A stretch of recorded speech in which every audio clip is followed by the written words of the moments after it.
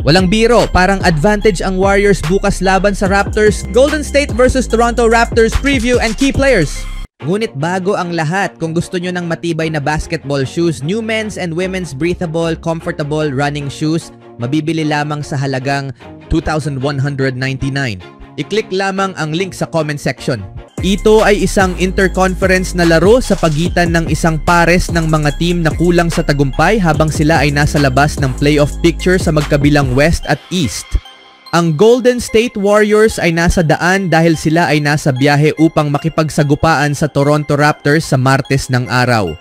Ang Golden State Warriors ay nasa biyahe upang harapin ang Toronto Raptors sa Martes ng araw. Natalo ang Golden State sa score na 108-96. Sa laban kontra Indiana noong Sabado ng araw kung saan hindi nila natakpan ang linya bilang 10.5 point underdog. Ang Toronto naman ay natalo sa score na 123-114. Laban sa Detroit noong Linggo ng araw, hindi rin nila natakpan ang linya bilang 5 point underdog. Sa kasaysayan ng regular na season ng dalawang koponan, ang Warriors ay mayroong dalawang team. Ang Warriors ay mayroong 33-21 na lead kabilang na ang panalo nila sa score na 120-105 last March 1st, 2024.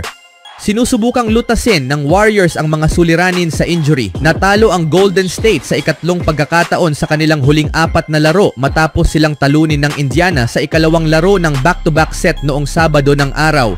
Pumasok ang Warriors noong Lunes ng gabi na may 19-19 record na nagtay sa ikatlong pwesto sa Pacific Division. 2 laro ang layo sa Lakers para sa nangungunang pwesto.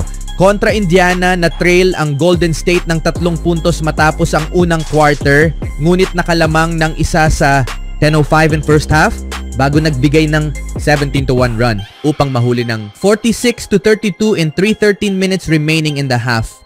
Hindi na sila nakalapit pa ng higit sa 3 puntos habang palaging may sagot ang Pacers.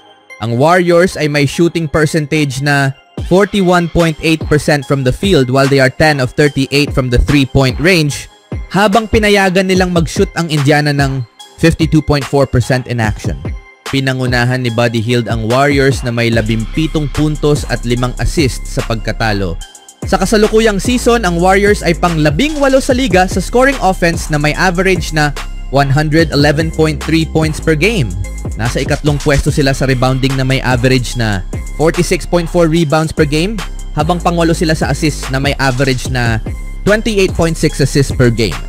Ang Warriors ay pang-10 sa liga sa scoring defense na nagbibigay ng 110.8 points per game. Si Stephen Curry ang nangunguna sa team na may 22.6 points, 5.1 rebounds at 6.1 assists per game this season. Nag-aambag din si Andrew Wiggins ng 16.4 points per game this season, habang si Draymond Green ay may 8.7 points, 6.2 rebounds at 5.8 assists per game.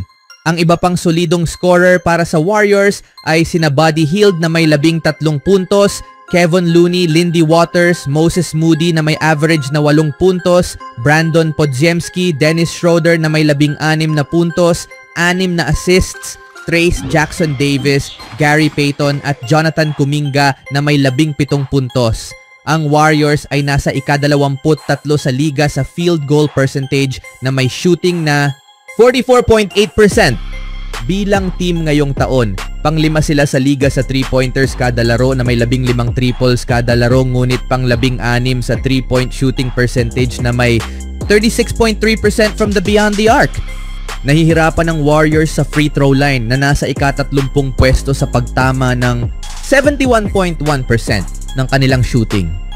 Injury report: si Melton Tuhod ay wala na para sa season matapos maoperahan sa sprained ACL. Si Kuminga bukong-bukong ay huling naglaro noong Enero 4 at hindi maglalaro hanggang sa huling bahagi ng Enero. Si Payton bukong-bukong ay huling naglaro noong Desyembre 25 at umaasang makakabalik sa lalong madaling panahon.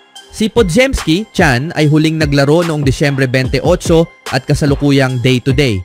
Abangan ang mga update sa kanilang status habang papalapit ang laro.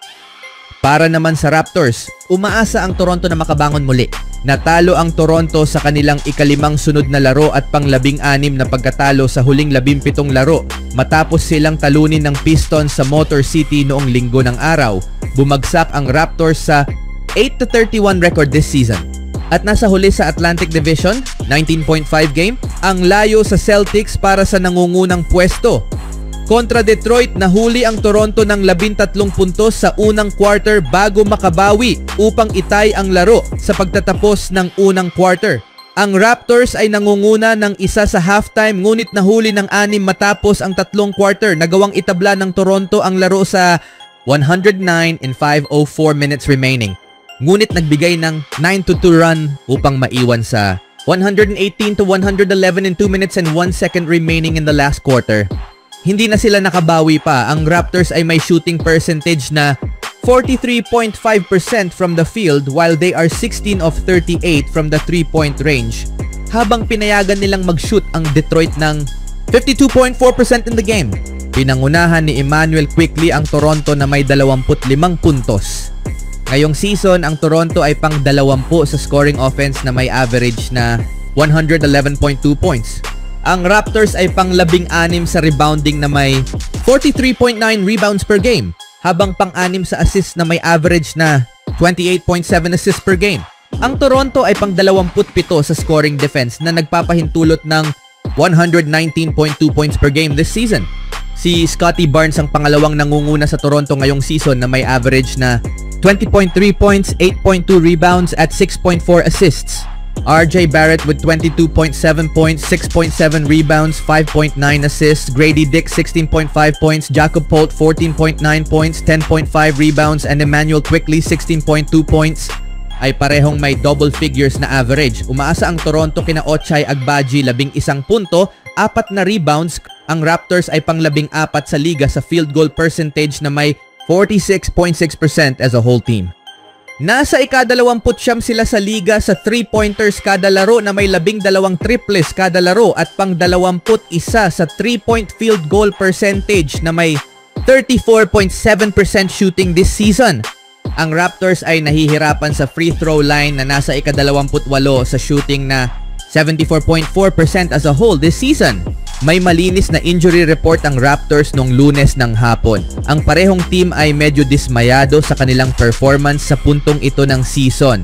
Ang Golden State ay puno ng injury, ngunit inaasahan ni Steve Kerr na makalaro sina Green, Wiggins at Curry na lahat ay hindi nakapaglaro noong Sabado. Isang malaking boost ito para sa Warriors na kailangang muling buhayin ang kanilang opensa. Ang Toronto naman ay hirap ngayong season at may 16 na pagkatalo sa kanilang huling 17 laro. Bagaman ang Toronto ay malusog sa puntong ito, nakahanga-hanga sa dami ng injury na kanilang naranasan nitong mga nakaraan, hirap sila sa depensa. Kayo mga kaibigan, sino sa tingin nyo ang mananalo? Even when you feel low, you can still go. Even when you feel slow, you can still go. Even when there's no hope, you can still go. I never answer to no, man, I still go. Go, go, go, go.